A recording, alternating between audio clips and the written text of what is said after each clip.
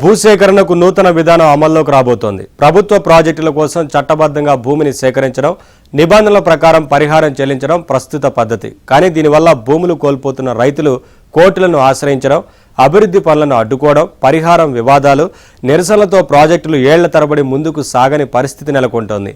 పట్టణ ప్రాంతాల్లో ముఖ్యంగా హైదరాబాద్ లాంటి చోట్ల భూసేకరణ ప్రభుత్వానికి సవాలుగా మారింది.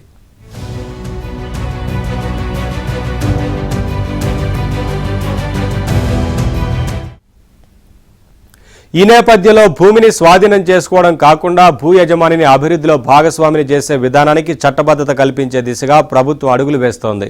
కొత్త విధానంలో రైతులు భూమిని ప్రభుత్వ అభివృద్ధి సంస్థకిస్తారు.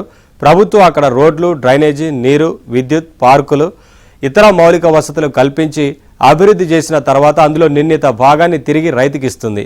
ఈ మేరకు సర్కారు వర్షాకాల అసెంబ్లీ సమావేశాల్లో తెలంగాణ ప్రాంత సమగ్ర అభివృద్ధి ప్రణాళిక బిల్లు 2026ను ప్రవేశపెట్టనుంది. అందులో భూ సమీకరణకు ప్రత్యేక అధ్యాయాన్ని చేర్చారు. ఇది తెలంగాణ పట్టణాభివృద్ధి విధానంలో కీలక సంస్కరణగా ప్రభుత్వం భావిస్తోంది.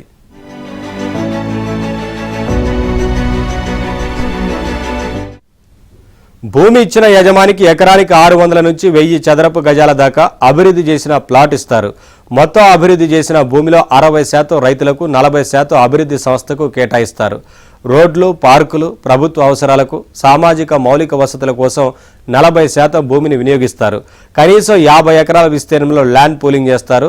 ప్రభుత్వ ఆధ్వర్యంలో గైడెడ్ ల్యాండ్ పూలింగ్ GLPకు చట్టబద్ధత కల్పిస్తారు. దీని అమలుకు ప్రత్యేకంగా ల్యాండ్ రీకాన్స్టిట్యూషన్ ఆఫీస్ ఏర్పాటు చేస్తారు.